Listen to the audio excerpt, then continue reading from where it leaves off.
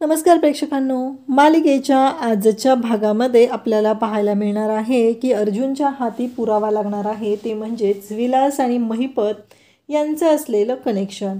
अर्जुनच्या हाती जो पुरावा लागणार आहे त्यामुळे आता अर्जुनला समजणार आहे की विलासचा मर्डर कसा झालेला आहे आणि त्याचबरोबर त्याचं महिपतशी असलेलं कनेक्शन यामुळं अर्जुनला लक्षात येणार आहे. आणि त्यासोबतच अर्जुनने आता ठरवलेलं आहे की साक्षी ही फासावर लटकणारच आहे.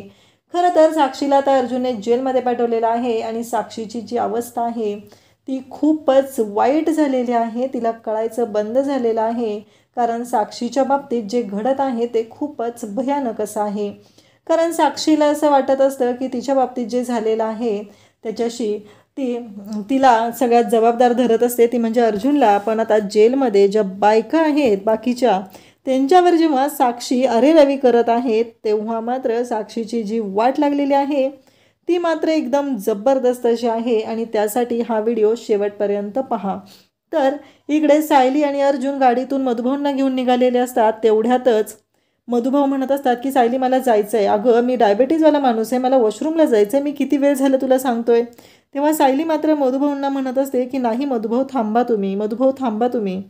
परंतु मधुभाऊ मात्र ऐकायला तयार नसतात. मधुभाऊ म्हणत असतात की मला जायचं आहे असं म्हणत मधुभाऊ गाडीतून उतरतात आणि जाऊ लागतात. परंतु सायलीने सीट बेल्ट लावलेला असतो आणि तो सीट बेल्ट काही सायलीला काढता येत नसतो.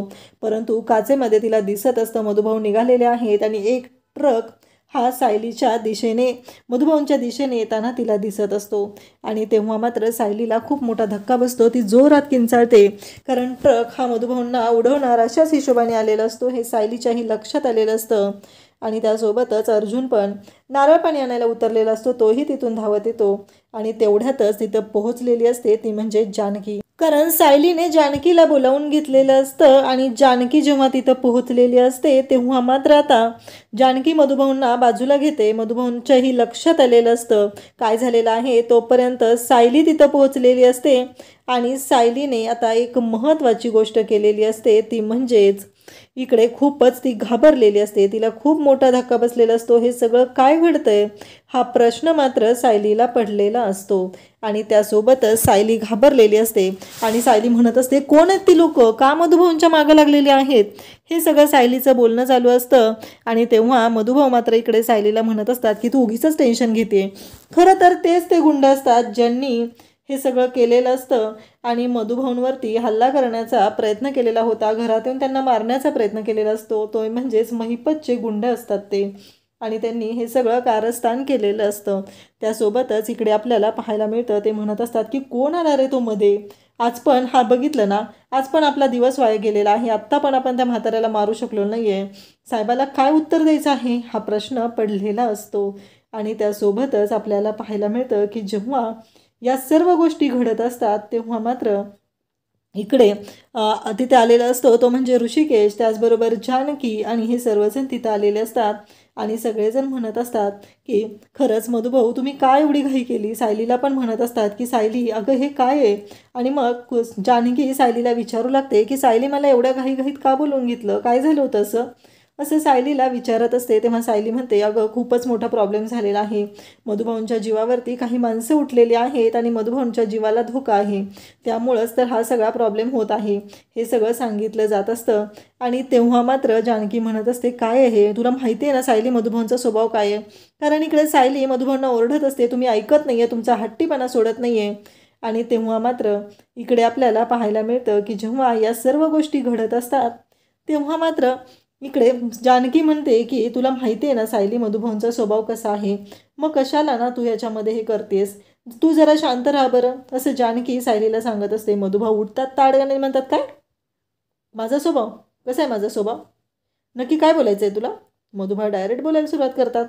तेव्हा जानकी म्हणत असते की अहो मधुभाऊ तसं नाही हो म्हणायचं मला, तुम्ही ऐकून तरी घ्या मला काय म्हणायचं एक्झॅक्ट ते, असं म्हणत पुन्हा जानकी सावरून घेते. इकडे ऋषिकेशला पण तेच वाटत असतं. जानकी म्हणत असते की अहो मधुभाऊ तुम्ही किती शांत आहात सांगा बरं, मी मगापासून सायलीलाच ओरडत आहे की नाही, मी कुठं तुम्हाला काय बोलतेय असं म्हणत आता ती बोलत असते. इकडे आता सायलीने ठरवलेलं असतं की मधुभाऊंना हे जानकीबरोबर पाठवायचं आहे. परंतु मधुभाऊ मात्र म्हणत असतात की मी कुठंही जाणार नाही. तेव्हा सायली म्हणत असते, मधुभाऊ हट्टीपणा नका करू, मला सांगा तुम्ही पण त्यांच्या दोघांसाठी पण तेच आहात की नाही, मग कशाला असा हट्टीपणा करायचा आहे, असं सायली समजवत असते. जानकी म्हणत असते की अहो काळजी करू नका मधुभाऊ, मला सांगा तुम्ही पण माझ्या वडीलच आहात ना, मग असं का बोलताय तुम्ही, मग चला बरं मी पण तुमची तेवढीच काळजी घेईल, असं इकडे ती सांगत असते. आणि त्यासोबतच सायलीचं असं म्हणणं असतं की मला खात्री आहे की जानकीच मधुभाऊंना चांगलं सांभाळू शकते. मधुभाऊ निघालेले असतात. सायली मधुभाऊंचा हात जानकीच्या हातात देते आणि आता ते दोघंही तिथून निघालेले असतात. अर्जुन सायलीला सांभाळत असतो, सायलीला समजून सांगत असतो, कारण ज्या काही गोष्टी घडत असतात त्या खूपच भयानक अशा असतात आणि त्यामुळंच आता इकडे सायलीला मात्र खूप मोठा धक्का बसलेला असतो. तर इकडे आपल्याला पाहायला मिळतं की महिपत तर पिसाळलेला असतो, अक्षरशः तो पिसाळलेला असतो, त्याला काही कळत नसतं आणि तो त्या गुंडांना मारत असतो. अक्षरशः त्यांच्या तोंडातनं रक्त निघेपर्यंत तो मारत असतो आणि त्यासोबतच तो म्हणत असतो की तुम्ही हे काय केलं आहे, कारण मी काय सांगितलं होतं तुम्हाला आणि तुम्ही हे सगळं काय करून आलाय ते मला आत्ताच्या सांगायचं, त्या एका म्हाताऱ्याला तुम्हाला टपकवता आलेलं नाही आहे, असं त्यांचं बोलणं सुरू झालेलं असतं. तेव्हा मात्र इकडे ते गुंड म्हणत असतात की आम्ही त्यालाच मारायला गेलो होतो, पण तो अर्जुन सुभेदार तिथं आला ना, त्यामुळे आम्ही काही करू शकलो नाही, असं त्यांचं म्हणणं असतं. तेव्हा प्रिया म्हणत असते, अहो मधुभाऊ, अहो तो अर्जुन कसा आहे माहिती आहे ना तुम्हाला, तुम्ही जरा शांत व्हा बरं, यांना कशाला मारताय, तो अर्जुन सुभेदार आहे ना, तो तुमचेही तुकडे तुकडे करेल. आता मात्र महिपतला भयानक राग आलेला असतो आणि महिपत मात्र खूपच चिडतो. तेव्हा प्रिया म्हणते, तसं नाही हो, तुम्हाला मारायची कोणाची हिंमत आहे का, म्हणून प्रिया बाजू सांभाळून घेते. त्यानंतर आपल्याला पाहायला मिळतं की प्रिया स्वतःला कसं तरी त्यातून सावरण्याचा प्रयत्न करत असते, कारण प्रियाला माहिती असतं की आपल्या अंगलट आलं की काय करायचं, हे मात्र प्रियाला चांगलंच माहिती असतं. प्रिया म्हणत असते की यांच्यासोबत जर मी राहिले तर मी पण याच्यामध्ये पुरती अडकणार आहे, त्यामुळं मला आता एक गोष्ट करावी लागणार आहे, काहीही झालं तरीही मला माझ्या स्वतःचा विचार करावा लागणार आहे. जोपर्यंत माझ्या नावाच्या पुढं सुभेदारांचं नाव लागलं जात नाही तोपर्यंत मी या गोष्टीपासून सेफ नसणार आहे, असं प्रियाचं म्हणणं असतं आणि प्रिया त्याच गोष्टींचा विचार करू लागलेली असते. त्यासोबतच आपल्याला पाहायला मिळतं की जेव्हा हे सगळं चालू असतं तेव्हा मात्र प्रिया आता बाहेर येते आणि ती म्हणते की आता एक मजा करायची आहे. तिने अश्विनला कॉलही केलेला असतो आणि त्यासोबतच तिथं ती बाहेर आलेली असते आणि तिच्या डोक्यामध्ये प्लॅनिंग सुरू झालेलं असतं. तिनं अश्विनला कॉल केलेला असतो आणि त्याचबरोबर काही गुंडांना, म्हणजे टवाळका करणारी जी पोरं असतात ती तिची जरा जास्तच कॉन्टॅक्टमध्ये असतात, त्यांना ती बोलावून घेते आणि त्यांना तिनं तिथं सांगू लागते की मी ह्या मुलाचा फोटो दाखवते, हा मुलगा जवळ आला की माझी छेड काढायला सुरुवात करायची, लक्षात येते ना मी काय सांगते ते, असं म्हणत ती बोलत असते आणि त्या पोरांना सांगत असते आणि म्हणते फोटो लक्षात राहील ना, तेव्हा ती पोरं म्हणतात हो राहील आमच्या. आणि आता तिने प्लॅनिंग केलेलं असतं ते म्हणजे स्वतःची छेड काढण्याचं. आता तिचं छेड काढण्याचं जे प्लॅनिंग असतं त्यानुसार सर्व गोष्टी चाललेल्या असतात आणि तिने ठरवलेलंही असतं की काहीही झालं तरीही आज अश्विनला आपल्या जाळात ओढायचंच आहे. आणि ह्या सगळ्या प्लॅनिंगचं तिनं पुढे अशा भारी पद्धतीनं तिनं नियोजन केलेलं असतं की तिला चांगलंच माहिती असतं की या सगळ्याचा परिणाम काय होणार आहे. तरीही आता त्या गुंडांना तिनं सांगितलेलं असतं आणि ते गुंडही तिथं आलेले असतात आणि नेमका अश्विन यायला लागलेला दिसला की प्रियाच त्या गुंडाचा हात पकडते, म्हणजे त्या टवाळक्या करणाऱ्या पोराचा हात पकडते आणि ओरडू लागते, वाचवा वाचवा वाचवा करून ओरडू लागते आणि तो म्हणत असतो की आता मी तुझ्याबरोबर शादी करूनच राहणार आहे, असं तो मुलगा म्हणत असतो. आणि प्रिया इकडे मात्र जोरजोरात ओरडत असते. प्रियाला असं वाटत असतं की आता आपला फायदा होणार आहे. इकडे सायली आणि अर्जुन आता मधुभाऊंना जानकी आणि ऋषिकेश बरोबर पाठवलेलं असतं आणि ते दोघंही आता निघालेले असतात. सायली आणि अर्जुन शांतपणे विचार करत असतात तेव्हा दोघंही एकमेकांना म्हणतात की या केसचा विचार आपल्याला वेगळ्या पद्धतीनं केला पाहिजे, म्हणजे दोघांच्याही मनात एकाच वेळी ती गोष्ट आलेली असते. नक्की वेगळ्या पद्धतीनं म्हणजे काय केलं पाहिजे असं अर्जुन विचार करू लागतो. तेव्हा मात्र सायली सांगू लागते की अर्जुन सर, मला काय वाटतंय माहिती आहे का, आपण ना त्याच बाजूने विचार करत आहोत, म्हणजे आपण साक्षी महिपत याच बाजूने विचार करत आहोत. आपण कधी असा विचार केला आहे का की विलासचं आणि त्या महिपतचं काही कनेक्शन असेल. तेव्हा अर्जुन म्हणतो की अगदी बरोबर बोललात तुम्ही मिसेस सायली. आणि इकडे प्रियाने मात्र त्या गुंडांना पकडलेलं असतं आणि तिची छेड काढतायत असं दाखवलेलं असतं. आणि त्याचबरोबर इकडे आपल्याला पाहायला मिळतं की प्रिया तिथं ओरडत असते आणि त्याचवेळी अश्विन तिथं आलेला असतो आणि तो म्हणत असतो, काय रे तुम्ही छेड काढणार, ती काय रस्त्यावर पडलेली आहे, तुम्हाला जसं वाटेल तसं तुम्ही वागणार, तुम्ही काय समजता काय स्वतःला, आणि तिच्यासोबत लग्न करायचं आहे तुला? प्रिया म्हणते बघितलं ना, ते म्हणतात की तुझं 2 वेळा लग्न मोडलं आहे ना, चल आता माझ्यासोबत लग्न कर, तुझ्यासोबत असं कोण लग्न करणार आहे? म्हणजे प्रिया इतकी मूर्ख आहे आणि हा अश्विन डॉक्टर आहे का काय आहे मला कळतच नाही आहे. तुम्हाला काय वाटतं ते सांगा. कारण याला एवढी अक्कल नाही आहे की ही प्रिया लग्नासाठी त्याच्या मागं लागलेली आहे. ही गोष्ट मात्र ह्याच्या अजिबात लक्षात येत नाही. त्याला मात्र सायलीला टोचून कसं बोलायचं हे मात्र चांगलं लक्षात येतं. ती गोष्ट मात्र तो विसरत नसतो. त्याला ते मात्र चांगलंच आठवत असतं. कारण त्याला प्रत्येक वेळेस प्रिया गंडवत असते. प्रिया म्हणत असते की जाऊ दे. अश्विन म्हणत असतो की आत्ताच्या आत्ता मी यांना पोलिसांच्या ताब्यात देणार आहे.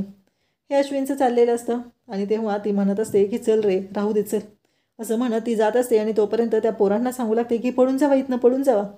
कारण हा सगळा डाव तर तिचाच असतो. त्यामुळं जर पोलिसांच्या ताब्यात गेलं तर तिच्या चांगलं टेणार असतं.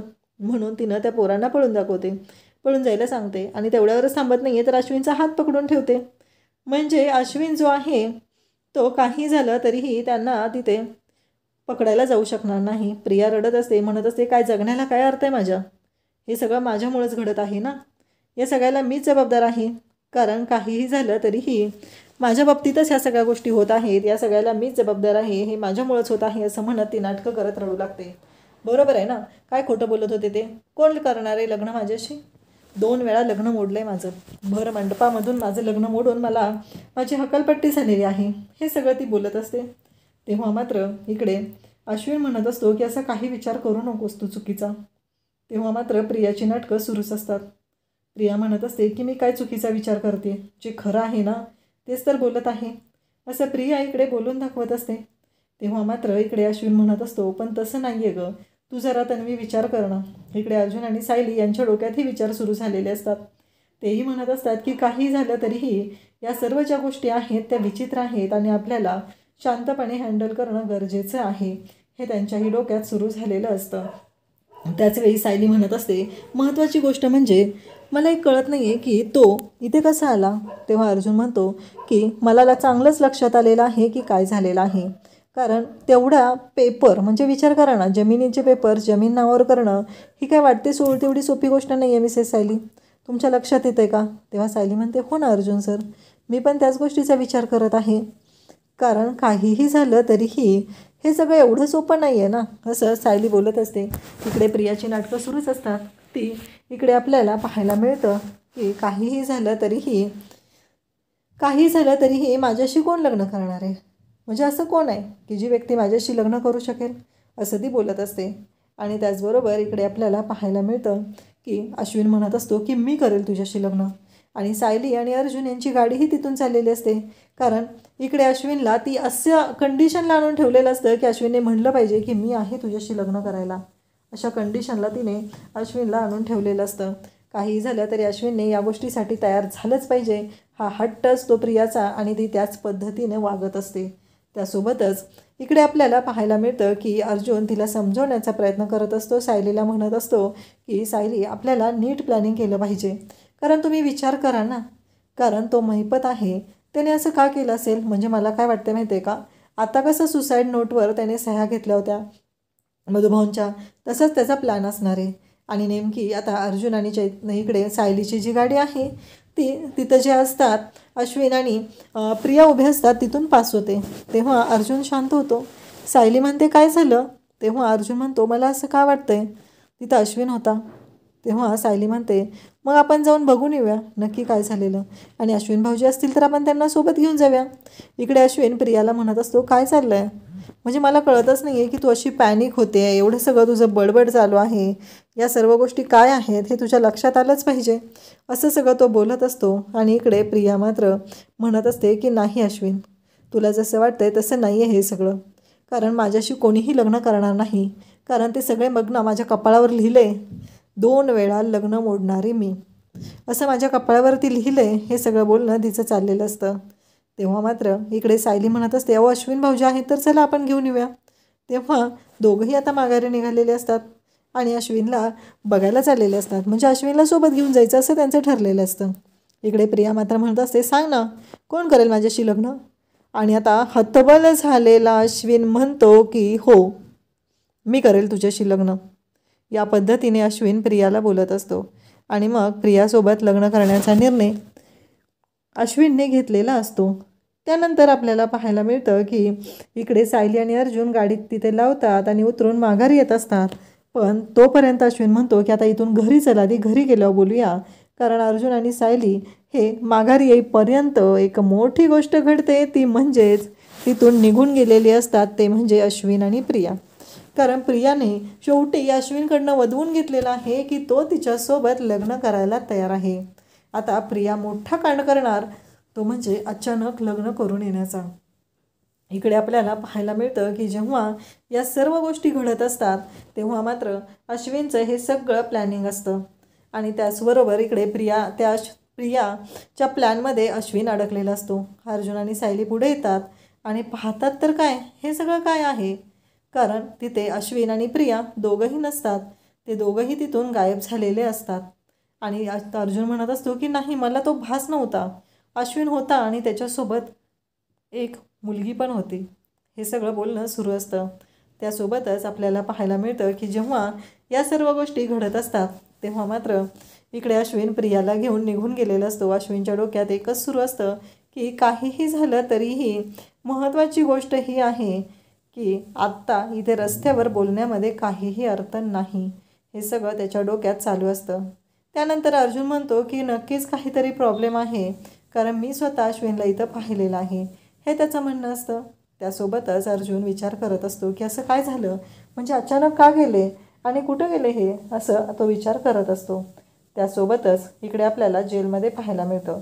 जेलमध्ये आता साक्षी आलेली असते. साक्षी शांत बसलेली असते. तेव्हा सगळेजण बायका गोळा होतात आणि म्हणत असतात, ही पण कोणाचा मर्डर करून आली, आपल्यासारखीच आलेली आहे. तेव्हा साक्षी काही कमी नसतो. ती म्हणत असते, तुम्हाला नाही माहिती कोण आहे, माझ्या अण्णा कोण आहेत, तुम्हाला नाही माहिती, असं ती बोलत असते. तेव्हा त्या बायका म्हणतात, कोणी का असते ना, आम्हाला काय करायचं आहे, तुझा अण्णा कोण असला आणि काय असला तरी आम्हाला काय देणं घेणं आहे त्याशी. साक्षी मात्र त्या बायकांवर राधेरेवी करायला लागते. मी इथं 3 महिने काय 1 दिवस पण इथं राहणार नाही, मला माहिती आहे माझ्या अण्णा इथून मला बाहेर काढणार आहेत. हे सगळं बोलणं तिचं चाललेलं असतं आणि ती ओरडत असते. तेव्हा बायका म्हणतात, काय आम्हाला माज दाखवतेस तू, आम्हाला एवढी हिंमत तुझी, आम्हाला माज दाखवण्यापर्यंत गेली आहे. हे सगळं त्या बायका बोलत असतात आणि साक्षी मात्र रडत असते, ओरडत असते. तेव्हा त्या बायका म्हणतात की चला ग, घ्या हिला रिंगणात, असं म्हणत साक्षीचा आता हात पकडलेला असतो आणि ती बाई पिरगळून टाकत असते. साक्षीला म्हणत असते की बाद झालं. आणि त्यासोबतच आपल्याला पाहायला मिळतं की पुन्हा तिचं तोंड दाबलेलं असतं आणि तिला जेलच्या त्या जी सळे असते, रॉड्स असतात, त्याच्यावर फेकलेलं असतं. जा असं म्हणत तिला सांगितलेलं असतं. तेव्हा मात्र इकडे आपल्याला पाहायला मिळतं की आता अर्जुन आणि सायली घरी आलेले असतात. अर्जुनचं सगळं डिरेक्शन सुरू झालेलं असतं की या केसचं आता नक्की काय काय करायचं आहे, कशा पद्धतीने केस सॉल्व्ह केली पाहिजे, हे सगळं अर्जुनचं सुरू झालेलं असतं. आणि त्याचवेळी इकडे पाहायला मिळतं ते म्हणजे आता मधुभाऊ सायलीला फोन करतात. सायली म्हणते की बोला मधुभाऊ, कसे आहात तुम्ही. मधुभाऊ म्हणतात की मी अगदी व्यवस्थित आहे, काळजी करू नको सौबाळा, मी अगदी व्यवस्थित आहे. तेव्हा सायली म्हणते, हो तुमचा नंबर मला दिला जानकीने. मधुभाऊ म्हणतात, हो तिने जेवणाचा डबाही पाठवला आहे मला, सगळं व्यवस्थित आहे, असं मधुभाऊ सांगू लागतात. तेव्हा मात्र सायली म्हणत असते की हो मधुभाऊ, तुम्ही निवांत आहात ना, मग काय नाही, असं सायली बोलत असते. त्यासोबतच आपल्याला पाहायला मिळतं की मधुभाऊ सायलीशी बोलत असतात आणि मग सायली फोन ठेवते आणि पुन्हा पाहते बोर्डवर अर्जुनने लिहिलेलं असतं की विलास मर्डर केस, त्याचबरोबर महिपत, असे पॉईंट त्याने लिहिलेले असतात. सायली ती पॉईंट वाचत असते आणि सायलीला महत्त्वाचा मुद्दा असतो, तो म्हणजे विलासची जामिनावर सुटका कोणी केली, हा महत्त्वाचा मुद्दा असतो. जर विलासची जामिनावर सुटका ही महिपतनं केलेली असेल तर नक्कीच या सगळ्यामध्ये महिपत पूर्णपणे अडकलेला असणार, ही गोष्ट सायलीच्या लक्षात आलेली असते. कारण एकदा का कोर्टात महिपत दोषी आहे ही गोष्ट जर प्रूव्ह करू शकलो तरच या सगळ्यावरती मार्ग काढता येणार असतो. त्यामुळं सायली आणि अर्जुनची कामगिरी सुरू झालेली असते. अर्जुन म्हणतो की अगदी बरोबर आहे, आता तुम्ही वकिलाची बायको शोधताय, अगदी बरोबर लिहिलेलं आहे तुम्ही, असं अर्जुन सायलीला बोलत असतो. परंतु सायली म्हणत असते, पण अर्जुन सर या गोष्टीपर्यंत पोहोचायचं कसं. अर्जुन म्हणतो, काही अवघड नाही आहे, लवकरच आपल्याला कळेल. मग तो लगेच चैतन्याला फोन लावतो आणि म्हणतो की विलासचं क्रिमिनल रेकॉर्ड आपल्याकडे आहे, त्यामुळं मला माहिती हवी आहे की बघ त्या विलासला कधी बेल मिळाला होता का आणि त्याला बेलवर कोणी सोडवलेलं होतं याबद्दलची माहिती बघ. अश्विन म्हणतो की इकडे चैतन्य म्हणतो की आत्ता लगेच. तेव्हा अर्जुन म्हणतो की हो आता लगेच हे करायचं आहे. तेव्हा इकडे आता लगेच चैतन्य कामाला लागलेला असतो. इन्स्पेक्टर सावंतांना तो फोन करून सांगणार असतो इकडे आता जानकी आणि ऋषिकेश घरी आलेले असतात, ते धावतच आलेले असतात आणि त्यानंतर ऋषिकेश येतो, सुमित्रा रडत असते. सुमित्रा म्हणते, सुमित्राला ऋषिकेश विचारू लागतो, काय झालं आई? तेव्हा सुमित्रा सांगू लागते की ऋषिकेश एक लय मोठा प्रॉब्लेम झाला आहे रे. अरे हे सकाळपासून गायब झालेत, सापडत नाही आहेत, कुठं गेलेत काही कळत नाही आहे. कारण आम्ही खूप शोधण्याचा प्रयत्न केला आहे. त्याचबरोबर जानकी म्हणते, काय सांगताय, नाना नाही आहेत घरी? जानकीला धक्का बसलेला असतो. जानकी म्हणत असते, कसं शक्य आहे हे सगळं? कारण नाना तर घरी असायला पाहिजे होते असं जानकीचं म्हणणं असतं. परंतु नाना तर घरी नाही आहेत. ही गोष्ट खूपच वाईट असते, खूपच धक्कादायक असते. त्यानंतर आपल्याला पाहायला मिळतं की जेव्हा नाना घरी नाहीत ही गोष्ट जानकीला कळलेली असते, त्यासोबतच ऋषिकेशला कळलेली असते आणि तेवढ्यातच काही पोलीस तिथे येतात आणि पोलीस म्हणू लागतात की काहीही झालं तरीही आत्ता आमच्या हाती एक गोष्ट लागलेली आहे. तळ्याच्या कडेला एक डेड बॉडी सापडलेली आहे आणि त्या डेड बॉडीच्या अंगावरती ही शाल होती. हे सगळं बोलणं जेव्हा इन्स्पेक्टर साहेब सांगत असतात तेव्हा मात्र जानकी ऋषिकेश पाहत असतात. घरातल्या सगळ्यांनाही तेवढाच धक्का बसलेला असतो. घरातले सगळेजण तेवढेच घाबरलेले असतात आणि त्याचबरोबर इकडे आपल्याला पाहायला मिळतं की जानकी ऋषिकेश तिथे विचार करू लागतात की नानांच्या बाबतीत काय झालेलं आहे. इकडे आता सायली आणि अर्जुन त्या इन्स्पेक्टर साहेबांना त्यांनी विचारायला सांगितलेलं असतं, तिथं आलेले असतात. तेव्हा महिपत तिथं बाहेर अर्जुनला दिसतो. अर्जुन म्हणतो की एक गोष्ट लक्षात ठेव महिपत शिकरे, कारण काही झालं तरी आता तुझ्या मुलीला 3 महिन्याच्या आत जेलमधून बाहेर काढणं तर सोडच, पण तुझ्या मुलीच्या बाबतीत काय होणार आहे तुला कल्पनाही नाही. ती कधीच बाहेर येणार नाही, ती कधी फासावर लटकलेली असेल याचा पत्ताही लागणार नाही. हे सगळं तिथे अर्जुन बोलत असतो आणि त्या महिपतला धमकावत असतो. त्यासोबतच आपल्याला पाहायला मिळतं की जेव्हा अर्जुन हे बोलत असतो त्यानंतर ते आतमध्ये येतात. इन्स्पेक्टर सावंत त्यांना भेटायला आलेले असतात आणि विलासचं क्रिमिनल रेकॉर्ड काढलं जातं आणि त्याच्यामध्ये विलासची जामिनावर सुटका कोणी केलेली असते ते पाहिलं जात असतं. मग इन्स्पेक्टर साहेब सांगतात की हो, विलासची जामिनावर सुटका झालेली आहे आणि ती एका बिल्डरने केलेली आहे. आता तो बिल्डर कोण हा मोठा प्रश्न अर्जुन आणि सायलीच्या पुढे उभा असतो आणि त्याचवेळी इकडे अर्जुन आणि सायलीला कळतं की ती व्यक्ती म्हणजेच महिपत शिकरे आहे. आता अर्जुन आणि महिपतची कशी वाट लावणार, कारण जर एकदा का त्याला कळलं की या केसमध्ये आता विलास मर्डर केसमध्ये महिपत अडकला आहे, साक्षीविरोधात पुरावा मिळाला आहे, तर अर्जुन मात्र साक्षीला कायमचं जेलमध्ये पाठवणार. अशाच अपडेटसाठी चॅनलला सबस्क्राईब करा. थँक्यू.